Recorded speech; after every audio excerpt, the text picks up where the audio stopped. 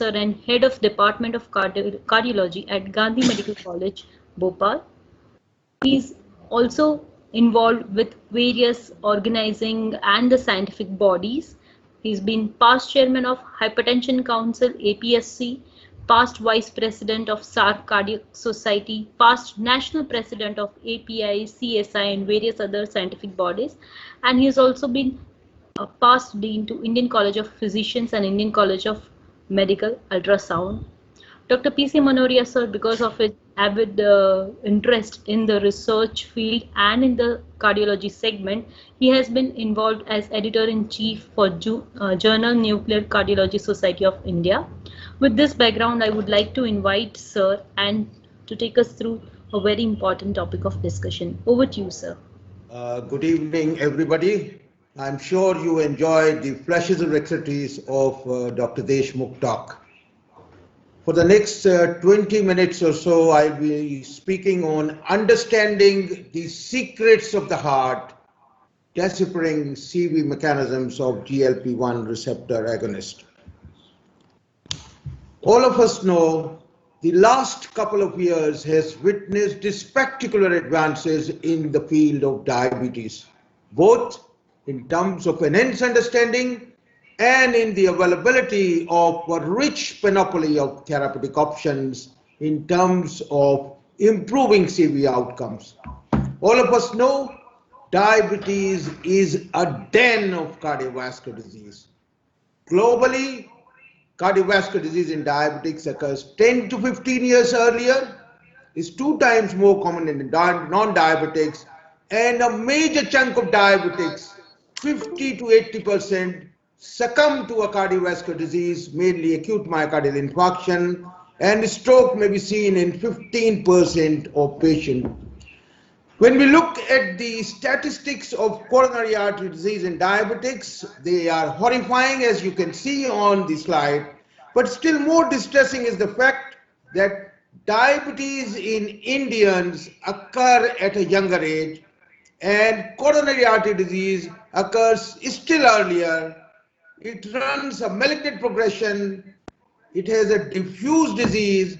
The mortality of acute myocardial infarction is higher than the non-diabetic infarcts, and revascularization rates are higher, and morbidity and mortality in the long run is also higher. Cardiovascular risk reduction is therefore of prime importance, and we are running a race against cardiovascular disease for several decades to minimize acute myocardial infarction and stroke, which we know are the main killers of diabetic patients. Now, the conventional anti-diabetic medications from sulfonylurea to metformin to alpha-glucosidase inhibitors to magnetide to TZD and so on only provide glycemic benefits and no CV risk reduction. And the biggest message in the management of diabetes is that you can die of an acute myocardial infarction with an HbA1c of 6.5. As you can see here, Franz W. died at the age of 55 years with HbA1c of 6.5, thereby giving a very clear message that glycemic control does not prevent acute myocardial infarction.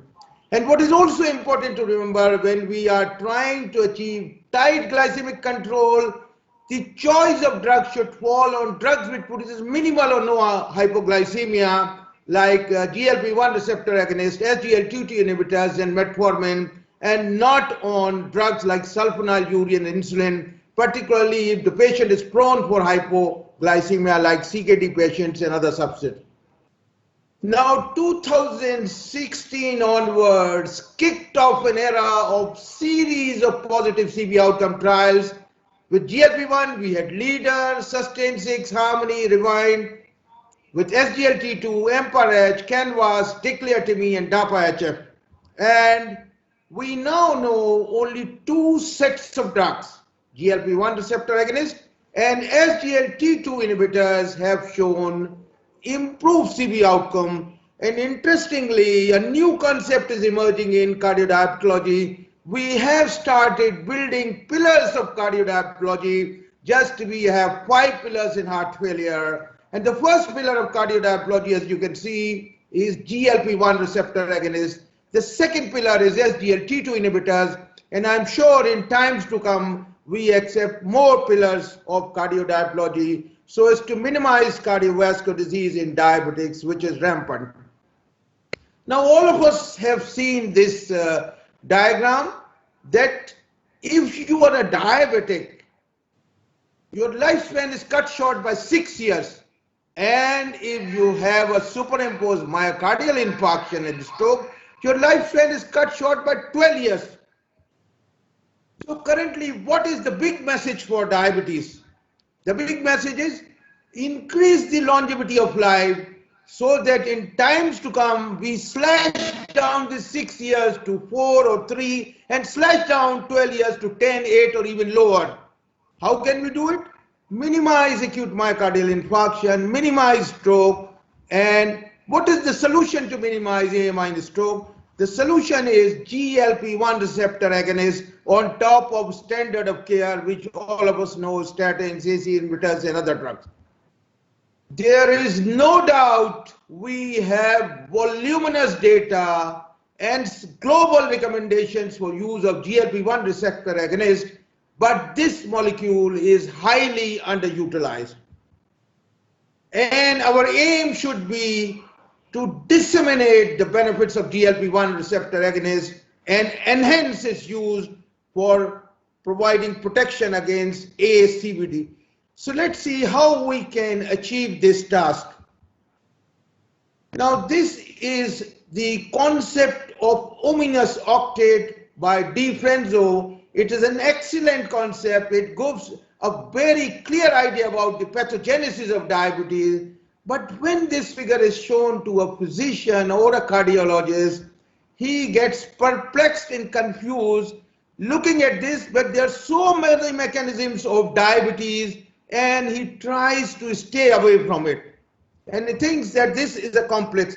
Now, to put it in a simplified manner, we can say diabetes is produced by 3 major pathogenetic mechanisms: insulin resistance, which is executed at the liver, skeletal muscle, and the adipocytes, and incretin defect, which produces decreased glucose-dependent insulin secretion, decreased glucose-dependent suppression of glucagon, and it also acts centrally to decrease appetite and improve satiety. And the third mechanism, which is recently recognized, is the renal defect. There is increased glucose absorption from the kidneys.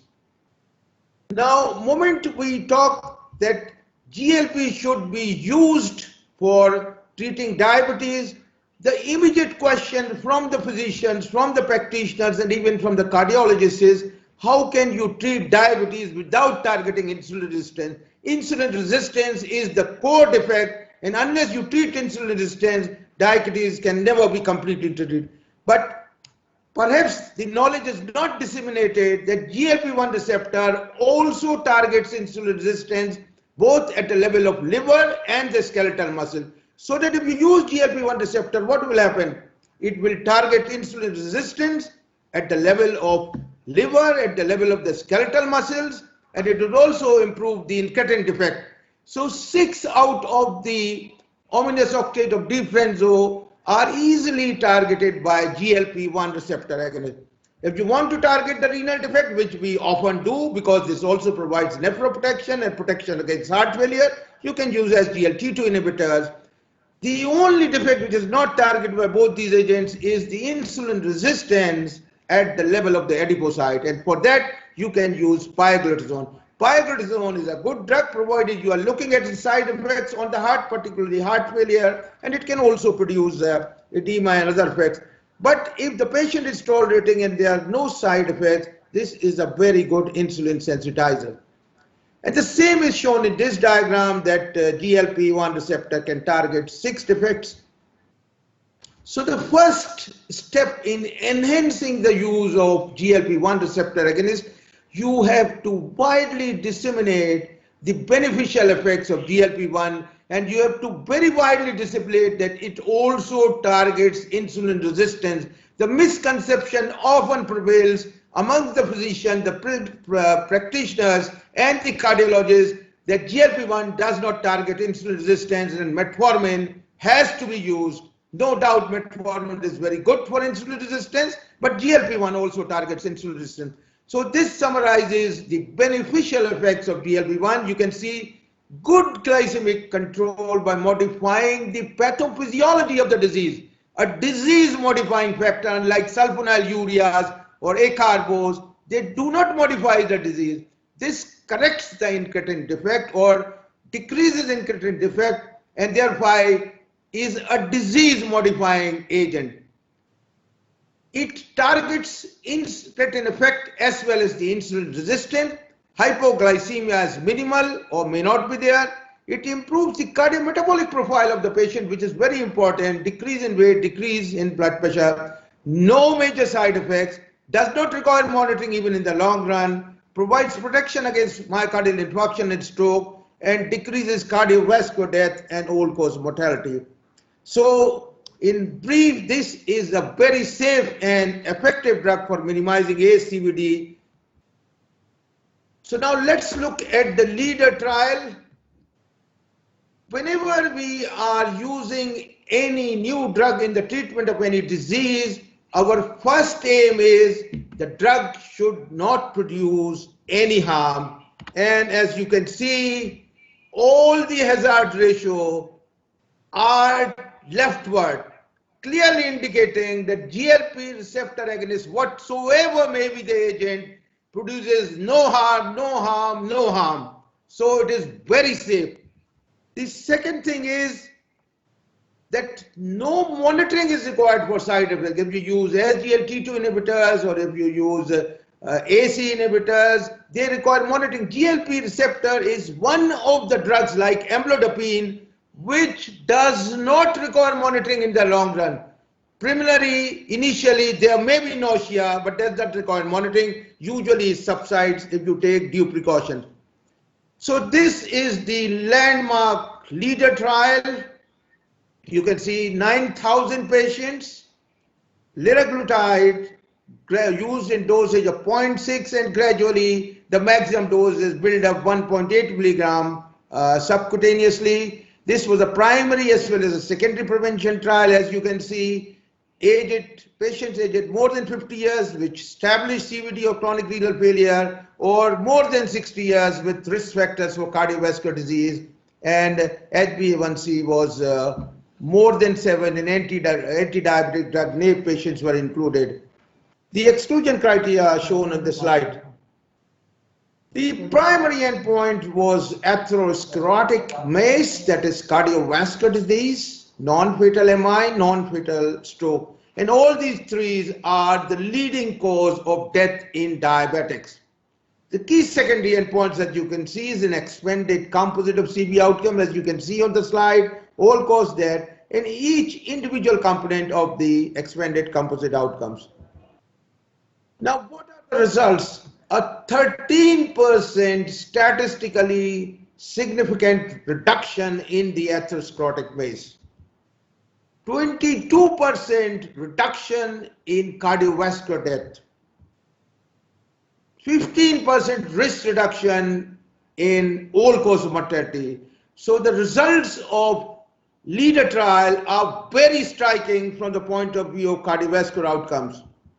When we look at the individual component, cardiovascular death decreased by 21%, non-fatal MI numerical decreased by 12%, non-fatal stroke numerical decreased by 11%.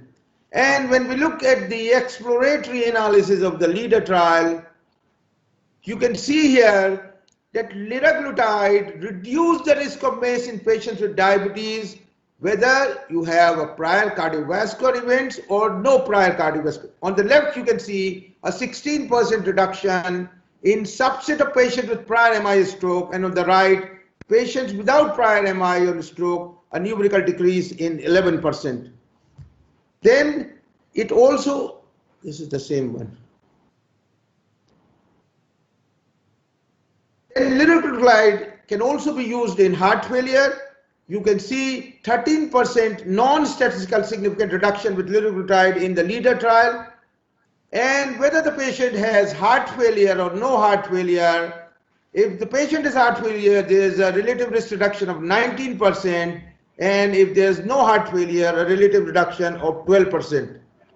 So it can be used in patients who have heart failure or no heart failure.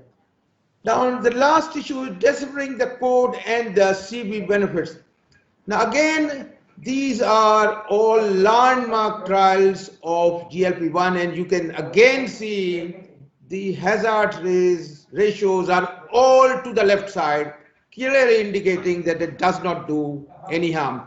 Leader produced a 13% reduction in the atherosclerotic maze, Sustain 6 with semaglutide 26%, Harmony 22%, Rewind 12%, and Excel, which narrowly missed the primary endpoint, a 9% reduction, in Pioneer 6, which Dr. Deshmukh was talking about, is an oral semaglutide and a 21 numerical decrease in the atherosclerotic maze.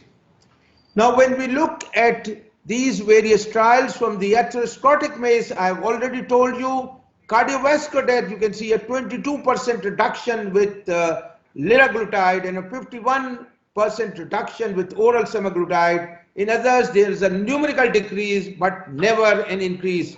All-cause mortality, again, a 15% reduction in the leader trial and a 49% reduction in the oral semaglutide Pioneer 6 trial, clearly indicating that liraglutide is the GLP-1 receptor agonist which has the best results.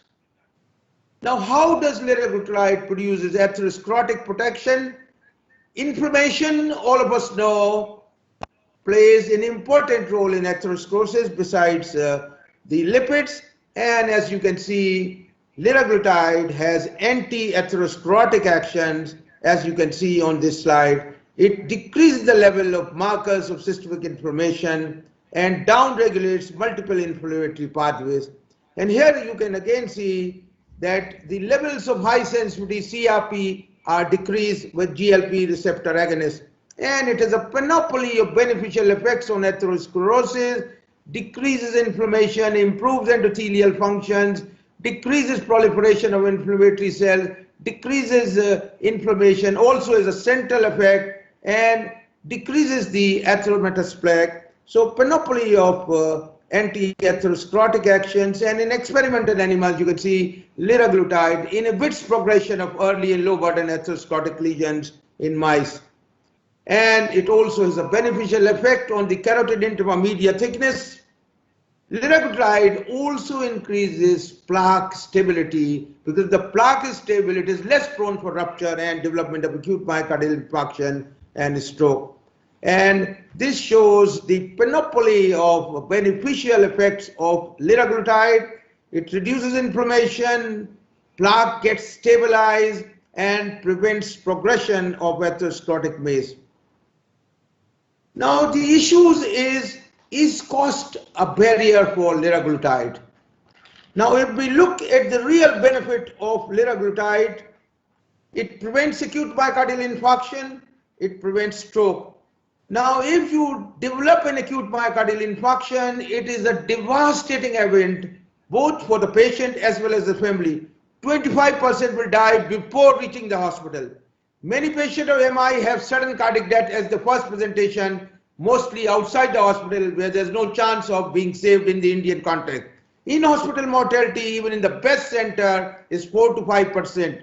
Cost of angioplasty may be 2 lakhs, 3 lakhs, depending on the hospital. And if the patient is not able to reach PCI-capable hospital, particularly when MI occurs in the night and an interventional cardiologist is not available, left ventricular dysfunction is inevitable even after the best treatment. And you have to take DAPT at least for 1 year. There are problems in bleeding, emergency surgery, again there are problems even with electric surgery, and if you have an accident, you will bleed.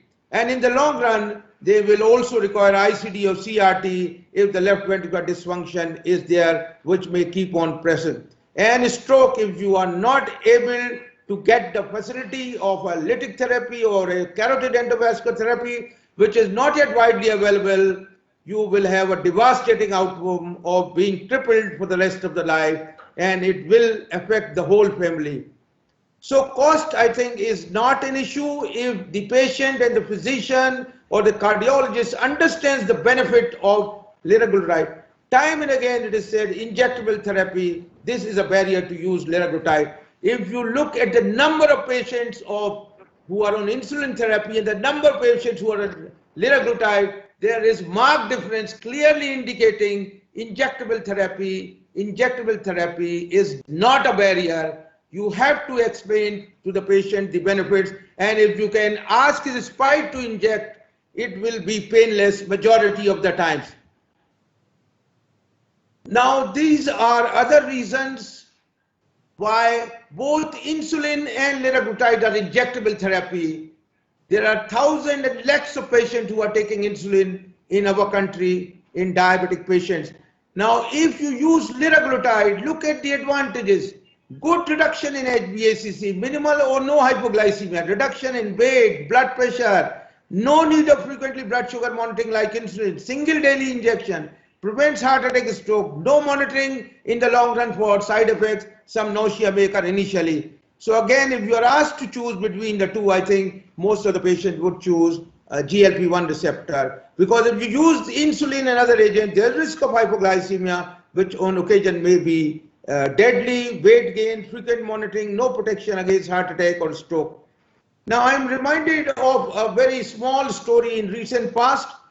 I had prescribed liraglutide to a patient, and his neighbor rang me after a few days that I am very angry with you. I said, what is the problem? Is the bill a problem? He said, no bill problem with the bills. I said, are you having recurrence of chest pain or shortness? Says, no symptom, I am totally perfect, I am all right.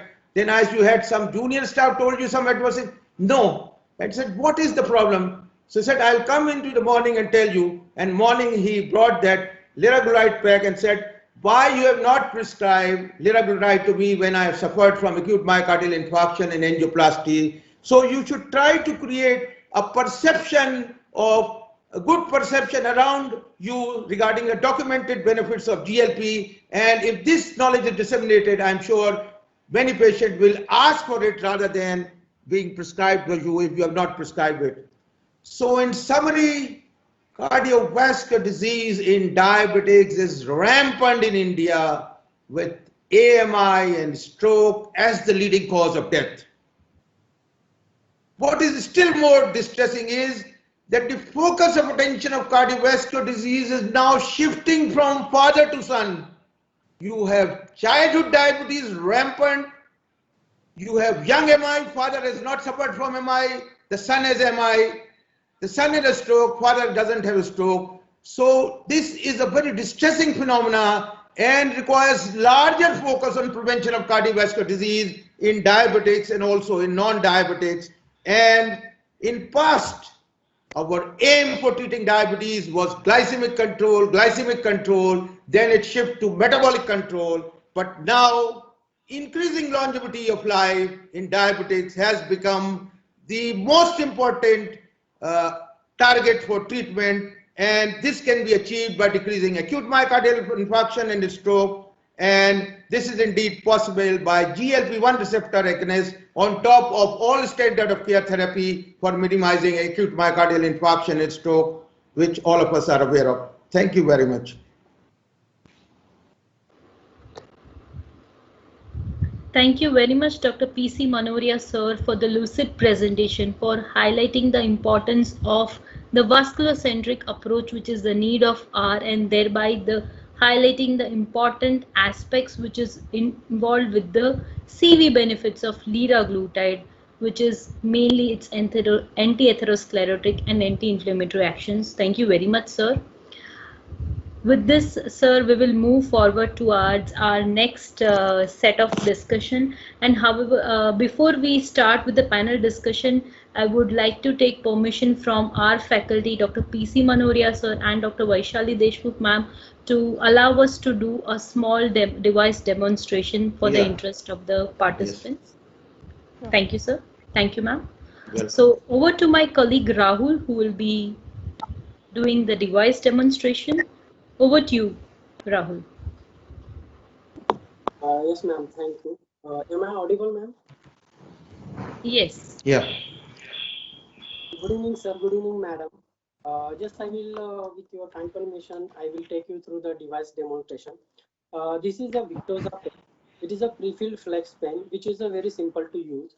Victoza is a simply once a daily injection, and which allows you to easy dose titration, and your patient can be taken any time of the day. Victoza pen can be used in the three simple steps. Just fix the needle, dial the dose, and inject it. Victoza pen contains 18 milligram of liraglutide. So you can start with the 0.6 mg per day. You can up titrate with or maintain with the 1.2 milligram and optimize up to 1.8 milligram. So Victoza offers dose flexibility in one pen. Victoza pen used with the 31 gauge needle, which is virtually painless, and it's as equivalent to the 3 needles. Thank you, ma'am. Thank you very much. Thank you very much, Rahul. And thank you very much, faculty, for allowing us. With this, we move towards our panel discussion. And for panel discussion, I would like to invite Dr. P.C. Manoria, sir, and Dr. Vaishali Deshmukh, ma'am, to be part of the discussion. And the session is also open for the Q&A session. And I would request all the delegates that they can either type their questions in the chat window, or they can also unmute themselves and raise their queries and concerns to our esteemed faculty. However, to set the ball rolling, I would like to take an opportunity and I would like to address my questions and queries to my faculty. The very first question is to Dr. Vaishali Deshmukh, ma'am. Ma'am, I would like to understand from you that how important it is to have a therapy which comes with the benefit of weight loss, especially in patients who are having overweight, obese, in addition to that of the diabetes control or the glycemic control, and how long should we continue liraglutide in order to ensure the benefit of the weight loss. Over to Vaishali ma'am. Yeah, so Shreya, that's a good question because we know that diabetes is a excessive fat-related metabolic disorder. So whether it is the adiposity or whether it is a BMI, fat is the culprit basically, which translates into insulin resistance, especially when we are talking about type 2 diabetes. So I think that fat reduction or fat making that fat healthy is an important aspect of treatment of diabetes. So even if the patient is normal weight, we want that adiposopathy to go off. We want that adipocyte to be functioning properly. So here is the role of drugs like liraglutide because they are known to reduce the body fat as well as make them healthier. So even in patients who have normal body fat, the quality of that fat improves drastically. So adiposity of that patient improves a lot with use of liraglutide. And we have seen actually that patients get reversed in terms of early diabetes. Used rightly, you lose about 5 to 6 kilograms of weight and 10 kgs of weight loss and diabetes is gone. So it's not a miracle, it is definitely a fat-induced excess glycemia that the patient is suffering from. And also fat loss is known to reduce the pill burden. So many antihypertensives, many anti-diabetic agents come down drastically when there is a weight loss along with the other benefits. So I think it definitely helps in improving the control. Maybe sir would like to add something to this? I totally agree with you. Yeah. Thank you, ma'am, and thank you, sir. To Dr. P.C. Manoria, sir, question from my side, sir. I would like to understand from you that how long should we continue the therapy with GLP-1 receptor agonist in order to ensure the continued CV benefits, sir? See, at the present state of time, as long as you want the benefit, because we do not have as yet any data on the legacy effects.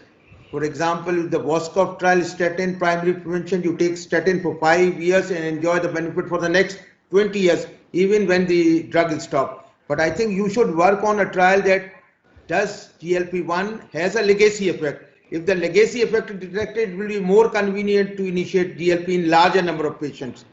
As metformin, early good glycemic control, as Dr. Deshmukh could say, in the landmark trial has shown that if you have a good glycemic control in the initial period, it leaves behind a legacy effect.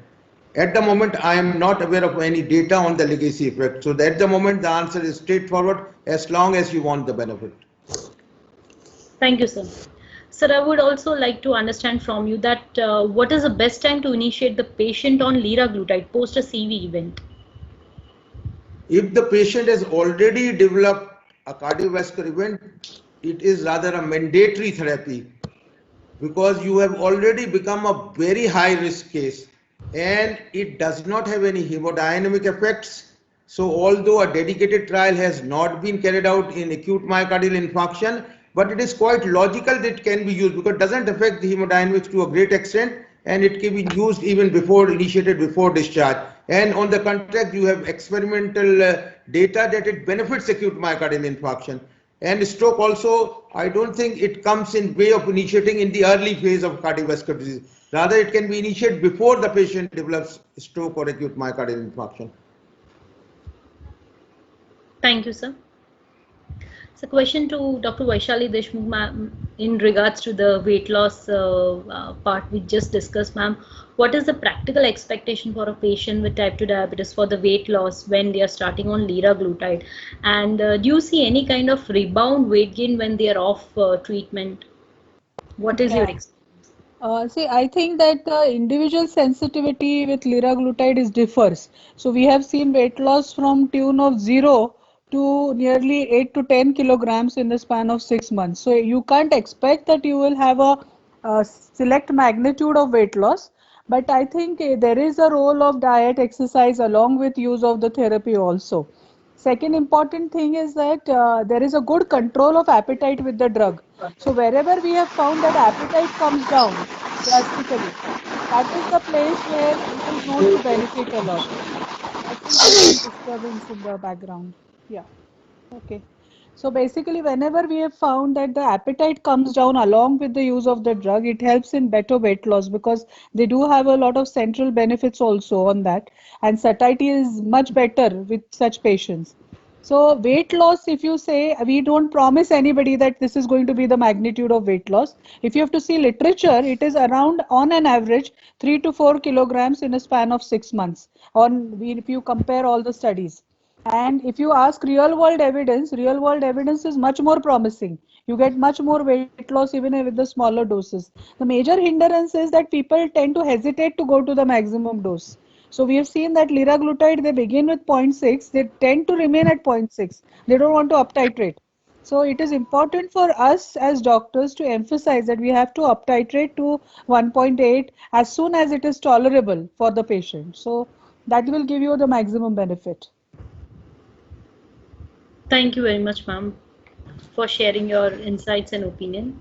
The next question is to Dr. P.C. Manovaria. Sir, I would like to understand from you, sir, as you were beautifully describing that it is, quite logical to initiate the patients on liraglutide post-MI or post-stroke events. However, sir, what is your take on initiating on the patients who are having the CV risk? Not the established atherosclerotic cardiovascular disease, but they have got the risk factors for developing CV or atherosclerotic cardiovascular disease. So do you see any role of liraglutide in this particular subgroup of patients, sir? It is also useful in primary prevention, although the benefit is more in secondary prevention because higher the risk, the more is benefit. I think it is better to prevent an event rather than to have it, because both strokes and myocardial infarction are devastating conditions. If you happen to develop stroke and you don't have the facility of a lytic therapy or endovascular therapy, you are gone throughout life. And just like myocardial infarction, which often comes in the night, if you are not able to go to a hospital 2-3 hours, you are just thinking it is a gastrointestinal problem. So if you go late more than 6 hours again, you will be crippled by left ventricular dysfunction throughout life. So it's always better to prevent an infarct, particularly if you have multiple risk factors. You are a diabetic, you have a hypertensive, you have microalbuminuria and other risks, you are a smoker, you are obese. I think without any hesitation, this therapy should be initiated. It will not only control the risk factors, but will also produce benefit in terms of reduction of the atherosclerotic events. Thank you very much, sir. Sir, a follow-up question on the same line, sir. I would like to understand from you that we also have a therapy with SGLT2 inhibitors, which has shown positive CVOT benefit as well. But as GLP is much safer, and it has also shown quite positive CVOT benefits as well. What would be your choice in routine clinical practice, and why you would prefer the same, sir? Your experience on the same. See, in diabetics, there are two major problems. One is heart failure, second is atherosclerotic cardiovascular disease, and the third non-cardiac problem, which is very important, is kidney disease. CKD and heart failure runs hand in hand. If you have CKD, if CKD deteriorates, heart failure will deteriorate. If heart failure deteriorates, CKD will deteriorate. So if at the time of examination of the patient, if the atherosclerotic events predominates, the choice obviously falls on a GLP-1. If heart failure predominates, the choice obviously falls on an SGLT2 inhibitors. But both of these subsets do not have a strict demarcation. A patient can have an atherosclerotic event, patient can have heart failure. Rather, more often there is an overlap of both these. So ideally, we'd like to have a combination of both, a GLP-1 plus an SGLT2 for vast majority of patients. And now with oral semaglutide, as Dr. Deshmukh said, being I think given a yes note to be marketed in India, a combination of both these agents would be an ideal therapy for cardiovascular risk reduction in a broad way. So far as kidney is concerned, SGLT2 inhibitors are the drugs of choice for nephroprotection. When a patient of diabetes develops kidney disease, CKD, which is not uncommon, prior to 2005, when RAS blockers were not available, the average decline in GFR was up to 10 ml per year. The normal decline per year is 0.9 ml. RAS blocker for the first time revolutionized the therapy of CKD by slowing the declining GFR from 10 to 4 or 5. And SGLT2 inhibitors have further slowed down the decline to 1.58. And the non-steroidal mineralocorticoid, the trial is going to be presented, they have further slowed down the declining GFR on top of SGLT2 inhibitors. So although we do not have a quick fix therapy for CKD, like acute myocardial infarction, like stroke, we have now 3 revolutionary therapy which can slow down the declining GFR. And with all these therapies, I'm sure the decline in GFR will come very close to the normal decline. So the prospects of nephroprotection in future are bright, even with medical therapy. And you will be delaying dialysis and renal transplant to a great extent. Thank you very much, sir. So my next question is to Dr. Vaishali ma'am. Ma'am, do you see that LIRA Prime trial is more aligned to the practical aspects of clinical practice? And also the similar question has been asked from Dr. Yogesh. He would like to understand your experience with the molecule as well. Yeah, I think we have been using Victoza very vastly in our practice, and I have used it from a spectrum from early diabetes to the last stage of diabetes. So I've used it right from metformin plus Victoza to the basal bolus therapy of insulin with Victoza, and we have seen wonderful results. So we've seen that patients who are on monotherapy usually get off the medicines as soon as they start losing weight and getting their BP under the sugars under control. Secondly, with basal bolus therapy, we have seen that they come down to only basal insulin therapy. With those on basal insulin, they come off insulin. With those on triple therapy, they come to a lowest pill load. So I think there is a significant benefit on the disease physiology. And in fact, because I was a part of the obesity trial also, the Saxenda, the 3 milligram doses, we have been using liraglutide for obesity treatment alone, though it is off-label in India.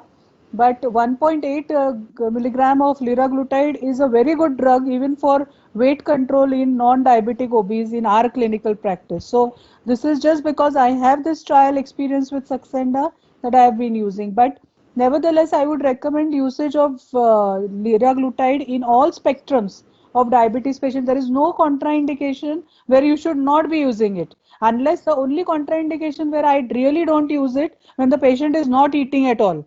because the appetite goes for a toss if the patient is started on liraglutide. So if the patient is already eating less and you are giving liraglutide, the patient is going to come and complain to you that your drug has reduced my appetite drastically. So that is the only situation where we avoid using liraglutide. Otherwise, most of the conditions, especially those with past history of pancreatitis, there is we don't use liraglutide. So these two indications apart, I think most of the patients do receive. Thank you very much, ma'am.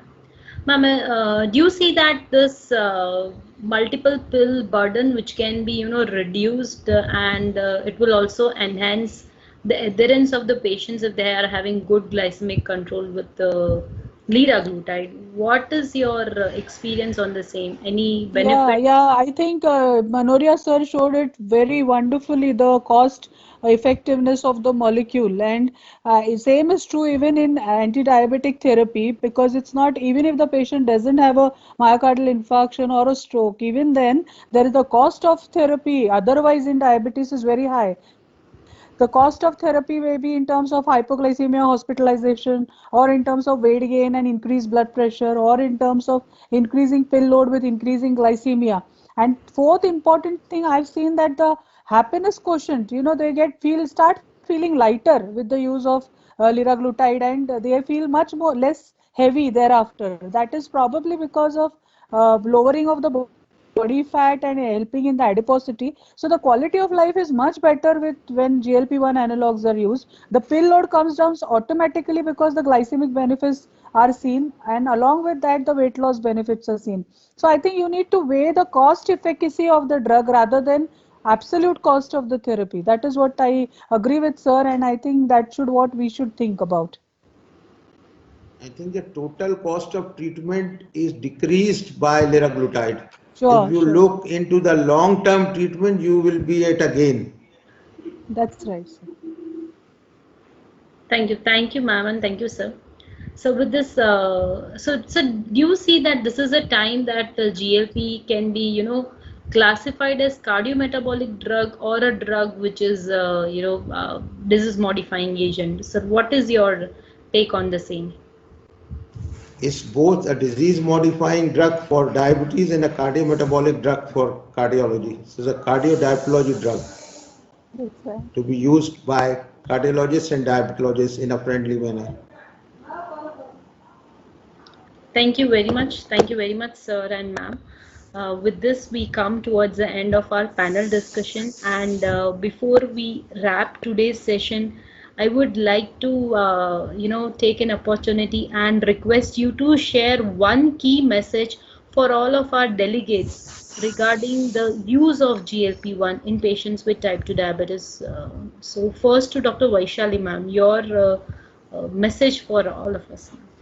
Yeah, so I personally feel that all diabetic and cardiac diabetic patients should have SGLT2 and GLP-1 analog as their co-therapy, whether you are treating using them as a disease modifying agent or anti-glycemic agents or cardiovascular benefit agent, they should be a part of the prescription. So I tend to see that all my cardiovascular diabetic patients do have both these drugs into their prescriptions.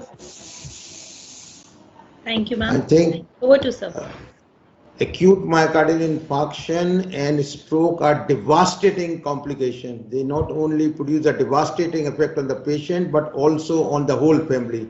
So whatever means are available should try to prevent, that is GLP on top of all other therapies. Second is SGLT2 inhibitors are a panacea for heart failure at the present state of time, and they are also a panacea for nephroprotection. And if you use both these drugs, I think the battle against diabetes will be won to a great extent, and the 6-year figure, if merely being a diabetic, will slash down, and the 12-year figure, diabetes plus MI/stroke, will slash down to 10-8. And I think our aim should be that after 5 or 10 years, we should, when we see this slide again, the number 6 must be 2 and the number 12 may be 3 or 4. That is our aim, and that seems that it is possible with the current therapies of these two new agents. That's right. Thank you very much, sir and ma'am. With this, we come towards the end of our today's VMIT discussion. Thank you very much, our faculty, Dr. P.C. Manoria sir and Dr. Vaishali Deshmukh ma'am, for the educational feast we had and for enlightening us with the novel GLP-1 therapy in type 2 diabetes management. And I would also like to take an opportunity and thank all the delegates and attendees for taking out time out of their busy schedule and being part of this educational webinar. Thank you, ma'am. Thank you, sir. And thank you all. Have a Thank nice you day. so much. Bye. Yeah, bye-bye. Bye-bye, sir. Bye bye, Dr. Vaishali. Bye bye. You.